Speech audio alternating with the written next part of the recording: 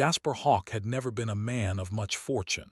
In fact, he was the kind of person who worked day and night, always scraping by, never really getting ahead. He lived on the edge of the city, in a small, worn-down apartment that had seen better days. His job as a mechanic at a factory didn't pay well, and after bills, food, and rent, there wasn't much left for anything else. But it was enough to keep him going, or so he thought. One cold evening, as the wind howled through the desolate streets, Jasper made his way home after another long day at the factory. The city around him felt lifeless, its empty streets echoing the struggles of its inhabitants. The stars were barely visible, hidden behind a layer of gray clouds that seemed to hang low in the sky. It was winter, and the cold bit into everything it touched. Jasper walked with his hands buried deep in his pockets, his breath visible in the air, turning to mist with every exhale. His mind was preoccupied with the usual: how to stretch the last few credits he had, how to fix a broken part in his apartment, and how he could possibly keep the heat running for just a little longer. But as he passed an old, dilapidated alleyway, something caught his attention. A figure hunched against a wall, barely visible in the shadows. At first, Jasper thought it might be another homeless person, someone else down on their luck, but as he got closer, something didn't feel right. The figure seemed otherworldly. As his eyes adjusted to the darkness, he saw that it wasn't just a person at all. A woman, or at least what seemed to be a woman, but she wasn't human. Her skin was a strange shade of pale blue, almost shimmering in the low light. She had large, almond-shaped eyes that glowed faintly with an eerie, silvery hue. Her hair, though ragged and tangled, had an unusual luster to it, like it was made of something metallic. She was wearing clothes that seemed too light for the cold, barely more than a tunic with strange symbols on it. And her hands, those hands looked delicate, almost fragile, like they didn't belong on this planet. Jasper stopped, taken aback by the sight. She looked lost. More than lost, she looked desperate, cold. As he stood there, unsure of what to do, he saw that she was shivering uncontrollably, her small frame trembling against the unforgiving cold. She wasn't just in distress, she was freezing. Her breath came out in shallow gasps, and her lips were turning a pale shade of blue, much like her skin. Without thinking, Jasper pulled his hands from his pockets and stepped closer to her. "Hey," he said softly, his voice rough from the cold. "You okay?" The woman didn't respond right away, her eyes flickering toward him as if she couldn't quite understand what was happening. It was then that Jasper noticed how thin she looked. Her ribs were visible under the thin fabric of her tunic, and her face was gaunt, as though she hadn't eaten in days, maybe even weeks. "Are you hungry?" he asked, though it sounded strange. He didn't know if she even understood him. The woman blinked a few times, and for a brief moment, Jasper thought she might just fall over from exhaustion. But then she straightened up slightly, her expression hardening as if she was trying to regain some of her dignity. She opened her mouth as if to say something, but then closed it again, the effort too much for her weakened body. Jasper sighed, feeling the weight of the moment. There was no one else around. No one was going to help her. The city was a cold, harsh place where everyone was too busy to care. But something in Jasper's chest stirred. He couldn't just walk away, not from someone in need. He reached into his coat pocket, where his last few credits rested in a small, worn pouch. He counted them quickly. 10 credits, barely enough for a meal. But Jasper knew there were other places around, small shops that still had a little something to offer. Maybe he could buy her a blanket, something to keep her warm.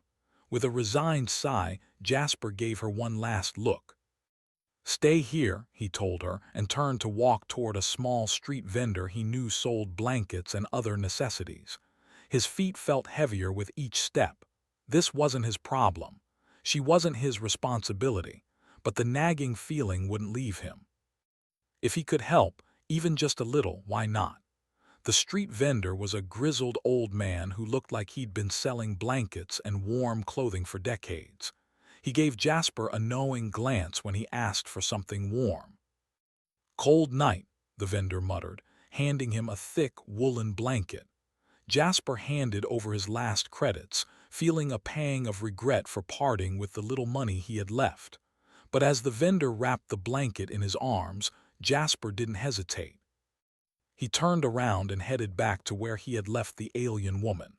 When he arrived, she was still there, sitting in the same position, though her body seemed even weaker now.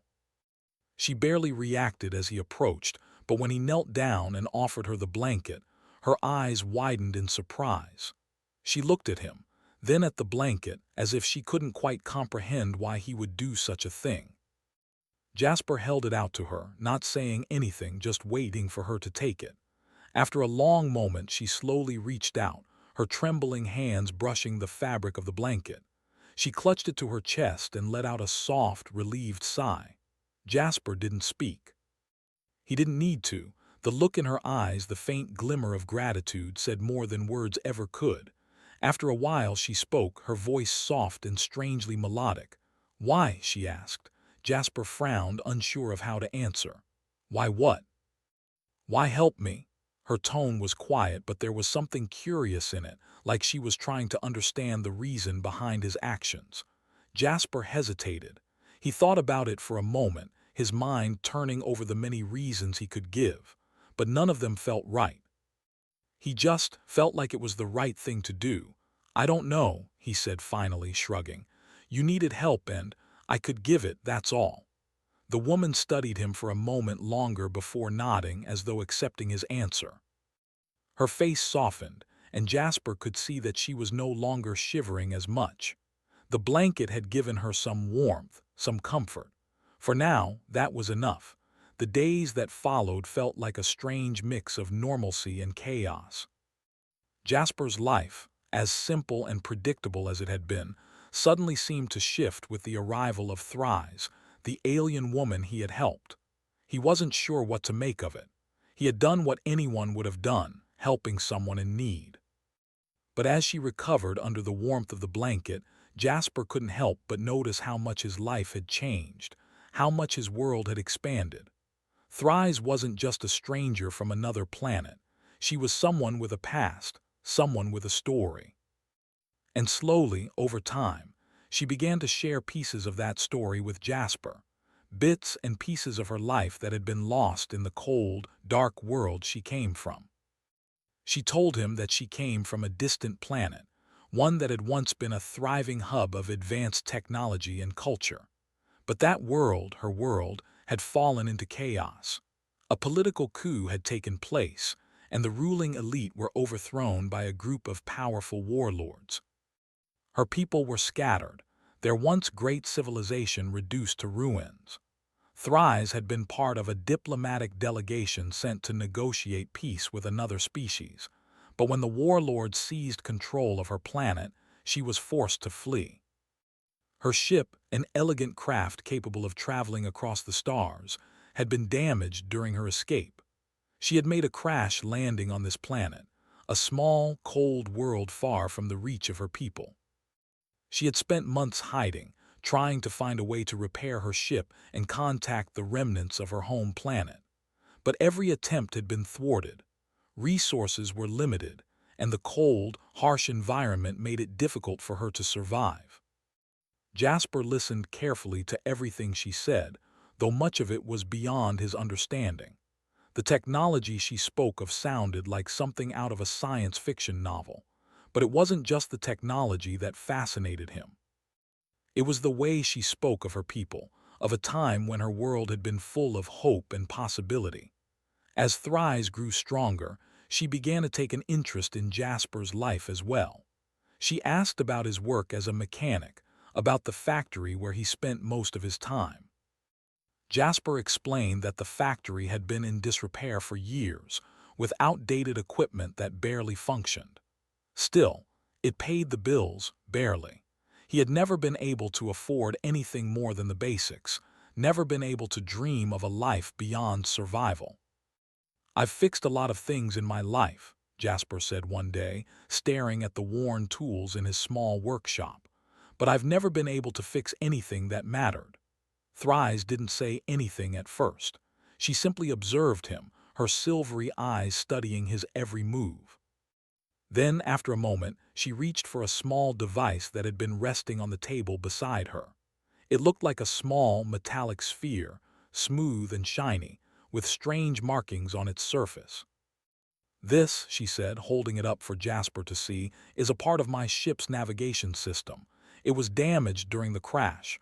I have the knowledge to repair it, but the tools I need, they don't exist here." Jasper raised an eyebrow. "You mean, you want me to fix it?" "Yes," Thrice replied simply. "I believe you can. Your skills, your ability to work with machines, they are unique. This is far beyond what your kind usually works with, but it can be done. I've seen the way you think." Jasper didn't know what to say. He had never worked on anything like this before. The technology was advanced, way beyond anything he had ever encountered. But there was something about Thrice's confidence, her belief in him, that made him want to try. "I don't know," he said, his voice uncertain. "I've never worked with anything like this before, but if you think I can, I'll give it a shot." And so, for the first time in his life, Jasper found himself working on something that wasn't just a broken machine, but something that could change everything. Every night after work, he would return to his apartment, and Thrice would show him how to carefully dismantle the device, piece by piece. It wasn't easy. The technology was unlike anything he had ever seen, and there were times when Jasper felt completely lost. But little by little, he began to understand. The more he worked with Thrice, the more he learned about her technology, the more he began to see the world through her eyes. "I didn't think this was possible," Jasper admitted one evening after successfully connecting a few of the device's circuits. "I didn't think I could do this." "You can," Thrice replied, her voice soft but firm. "You have the ability to understand things, to see solutions where others see only problems. That is a rare gift." Jasper didn't say anything. He wasn't used to hearing things like that. No one had ever said he had a gift before. But as he looked at Thrice, he realized that she was right. She had brought something out in him, a drive to be more than just a mechanic, to be someone who could make a difference. As the days passed, their relationship deepened. Thrice wasn't just a stranger to him anymore. She had become someone he cared about, someone he wanted to help. And she, in turn, began to open up more to him. She shared more about her past, about the things she had lost, and the people she had left behind. She told him of her family, of the friends she had grown up with, and of the peaceful life she had once known. Jasper couldn't help but feel a deep sense of sadness for her. She had lost everything, her home, her people, and now, it seemed, her future. But there was a strength in her, a quiet resilience that Jasper admired. She wasn't defeated by her past. She was determined to rebuild, to find a way back to her people, to restore her world. And as Jasper worked alongside her, helping her rebuild her ship, helping her repair the broken pieces of her life, he realized something. He wasn't just helping her. She was helping him too. She had given him a sense of purpose, something he had been missing for years. He had been living his life as if it didn't matter, as if he was just going through the motions. But now, for the first time in a long time, Jasper felt like he was part of something bigger, something that mattered. As the repairs on the ship continued, Jasper found himself growing closer to Thrice. There were moments when he would catch her looking at him with a strange, almost unreadable expression in her eyes. It wasn't the same as the gratitude she had shown him when he first helped her with the blanket. It was something else, something deeper. One evening, as they worked side by side, Thrice spoke again, her voice barely above a whisper. "You're not like the others," she said, her eyes meeting his. "Most people, they wouldn't have helped me, they would have turned away." Jasper was quiet for a moment. He had never thought of himself as someone special. He had always just been a man trying to survive. But as he looked at Thrice, he realized that maybe, just maybe, he was more than that. "I guess I'm not most people," he replied. And in that moment, Jasper understood that helping Thrice wasn't just about fixing a broken machine. It was about something much more profound. It was about restoring hope both for her and for himself. Together, they continued their work, piece by piece, fixing what had been broken. And though the road ahead was uncertain, one thing was clear: they were no longer strangers to each other. They were partners. In every sense of the word. As the days turned into weeks, Jasper's world slowly but surely began to change. What had started as a simple act of kindness, buying a blanket for a freezing alien woman, had blossomed into something far greater than he had ever imagined. Working alongside Thrice had become more than just repairing a broken machine. It had become an exploration of something deeper, something neither of them had expected. Jasper was no longer the lonely mechanic who worked long hours in a factory. He was someone who had purpose. Every day after his shift, he returned home to Thrice, and together they continued to repair her ship. The work was hard, sometimes frustrating, but it was also fulfilling. They made progress, little by little, until the once hopeless wreck of a ship began to resemble something that might actually fly again. Thrice had taught him so much about her technology, and Jasper found himself not just fixing the parts but truly understanding how they worked. The more he learned, the more fascinated he became by her world. It was like a whole new realm of possibilities had opened up to him, one where he could achieve things he had never thought possible. For the first time in years, Jasper felt like he wasn't just fixing machines. He was part of something much bigger. Yet, despite the success they had achieved together, there was always a sense of unease, a feeling of something lurking just out of sight. The quiet nights spent working in the cramped apartment felt peaceful, but every now and then, Thrice's gaze would drift off, her thoughts seemingly far away. Jasper noticed this, and although she didn't speak of it much, he knew that something was weighing on her. She wasn't just working to repair her ship. She was working towards something that held a deep personal meaning for her. One evening, as they worked on reattaching a critical piece of the ship's engine, Jasper decided to break the silence. "You know," he said, glancing up at Thrice, "you never really told me about what happened to your people, why you left your home." Thrice didn't immediately respond. She was silent for a long moment, her fingers still moving expertly over the damaged engine part. Finally, she set down the tool she was holding and turned to him. Her eyes were serious, and for the first time, there was a depth of sadness in them that Jasper hadn't noticed before. "I left because I had to," she said softly, her voice almost a whisper. "When the warlords took over, everything changed. My people, they were peaceful once. We were a civilization of knowledge and progress. But when the coup happened, everything we had worked for was destroyed. The warlords took over and the people who stood up to them. They were crushed. My family, my friends, they were part of the resistance. I watched them fall one by one." Jasper could hear the pain in her voice, the deep loss she was trying to hide. "I had to run," she continued, her voice trembling slightly. "I wasn't strong enough to stay and fight. I had to save myself. But I wasn't just running from the warlords. I was running from the person I had become, the person who couldn't protect the ones I loved." Jasper didn't know what to say. He could never imagine what it must have been like for her. The loss, the pain, the guilt, all of it had shaped her, turned her into the person sitting beside him now. But even so, she had survived. She had come this far, and she was still fighting, not just for herself, but for the chance to rebuild everything that had been lost. "I'm sorry," Jasper said quietly, unsure of how to comfort her. He had never been good with words, never known how to offer the kind of solace someone like Thrice needed. But as he looked at her, he realized that she had never asked for pity. She had never looked for anyone to feel sorry for her. She had simply looked for someone to help her, someone who believed in her enough to see beyond her past. Thrice gave him a small, sad smile. "It's not your fault," she said. "You didn't make the warlords do what they did, and you didn't make me leave my planet. I did that." Jasper nodded slowly, But you're not alone anymore. I'm here, we're here, and we'll fix this. You'll get back to your people and you'll rebuild, you'll find a way. The words felt heavy, but they were the truth. They had come this far and there was no going back.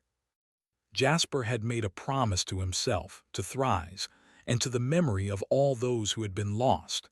He would do whatever it took to help her. But even as they worked together in the quiet of the apartment, another threat was looming on the horizon, one that neither of them could escape. It started with small things. A strange ship seen in the sky, too far off to be certain but close enough to make Thrice tense. Then one evening, Jasper came home to find Thrice frantically working on the ship's comm system. Her hands were moving faster than usual, her face set in a grim determination. "What's going on?" Jasper asked, feeling a knot tighten in his stomach. Thrice looked up at him, her expression grave. "They're coming." "Who?" "My enemies," she replied simply. "The warlords, they've been tracking me. I thought I had more time, but they're closer than I thought." Jasper felt a chill run down his spine. They had been so close, so focused on the repairs, that he hadn't even thought about the possibility of her enemies finding them. But now, hearing the urgency in her voice, he realized that they were running out of time. "We can't hide forever," Thrice said, her voice steady, but there was a flicker of fear in her eyes. "I can't hide from them, but if I can get the ship fixed, I can get out of here. I can get back to my people." Jasper knew what he had to do. He wasn't just fixing her ship anymore. He was helping her escape, helping her rebuild everything she had lost. He wasn't going to let her go alone, not after everything they had been through. "We'll finish it," he said firmly. "We're so close. We can do this." They worked harder than ever, pushing themselves past their limits. But as they neared the final stages of the repairs, the danger grew. The sounds of ships in the sky, the whispers of movement outside their door, it was all too much. Jasper knew it was only a matter of time before the warlords would find them. They would come for her, for the technology she carried, and they would stop at nothing to destroy her. One night, as they worked late into the evening, there was a sudden, loud knock at the door. Jasper's heart stopped. He looked at Thrice, whose face had gone pale. She had been listening intently for hours, and now she knew. "They're here," she whispered.